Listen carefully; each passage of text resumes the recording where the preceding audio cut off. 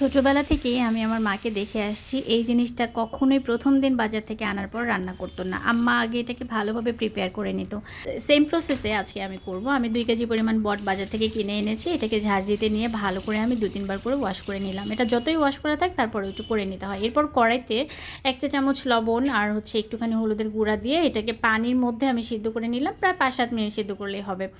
তো পানিটা এমনভাবে দিতে হবে যেন বটটা ডুবে থাকে। তারপর সারা রাত ওটাকে ওভাবে রেখে দিয়ে পরের দিন সকালবেলা আমি এটাকে ছোটো ছোটো কিউব করে কেটে নিয়েছি। এটা সাইজ মতো যার পছন্দ মতো কেটে নিতে পারেন। এরপর আমি একবার এটাকে ভালো করে ওয়াশ করে নিয়েছি।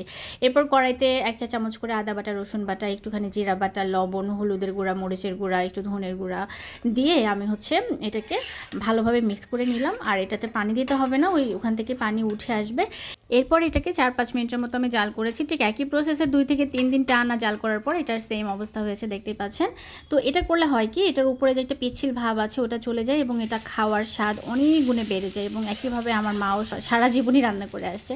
তো এবার এটাকে রান্না করে নেওয়ার পালা। আমি কড়াইতে পেঁয়াজের কুচি দিয়ে কয়েকটা সাদা এলাচ দিয়ে দিলাম, তেজপাতা দিয়ে দিলাম। এখানে আস্ত দারুচিনি দেওয়া দরকার ছিল, বাট বাসায় আজকে ছিল না তাই আমি দিইনি। এরপর 1 চা চামচ পরিমাণে আমি লবণ দিয়ে দিলাম।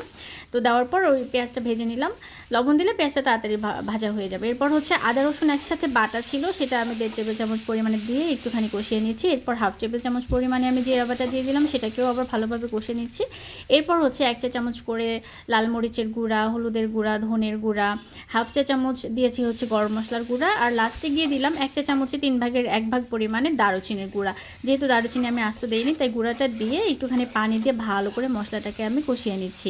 এই যে দেখেন মশলাটা কিন্তু মোটামুটি কষানো হয়ে গেছে এবং এটা সময় নিয়ে ভালোভাবে কষানো দরকার, কারণ এটা কষানো ভালো হলে টেস্ট ভালো আসবে রান্নাটার। তারপর একটা বড় সাইজের আলু আমি এভাবে কিউব করে কেটে নিয়ে কষানো মশলাটার মধ্যে দিয়ে এটাকেও একটু ভালোভাবে কষিয়ে নিচ্ছি এবং একটু ভাজা ভাজা টাইপের যখন হয়ে যাবে তখন গিয়ে আমি ওই যে বট যেটা ভেজে রেখেছিলাম 2-3 দিন ধরে, মানে রান্না করা ছিল, সেটা এর মধ্যে দিয়ে এখন এটাকে ভালোভাবে উল্টে পাল্টে সবগুলো মশলার সাথে মিক্স করে নিতে হবে।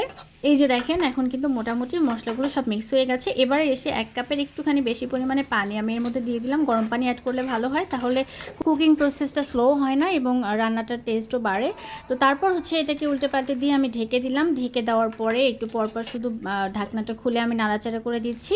এখন আমার কাজ ঝোলটাকে টানিয়ে নেওয়া এবং লবণ চেক করে নেওয়া। লবণ চেক করে দেখলাম একটুখানি লবণ লাগবে। তো রান্না আমার প্রায় শেষের দিকে। এখন গিয়ে আমি কয়েকটা কাঁচামরিচ দিয়ে দিলাম। এটা জাস্ট একটুখানি কাঁচামরিচের ফ্লেভারের জন্য দেয়া, আর কিছুই না। ঝাল তো আগেই অ্যাড করা আছে। আর এই খাবারটা যেহেতু আমি দেশের বাইরে পাঠাবো তাই একেবারে ঝোলটা টানিয়ে নেওয়ার চেষ্টা করতেছি। ঝালও কম দিয়েছি যেহেতু আমার হাজব্যান্ড ঝাল কম খায়। তো এই যে রান্না আমার হয়ে গেছে।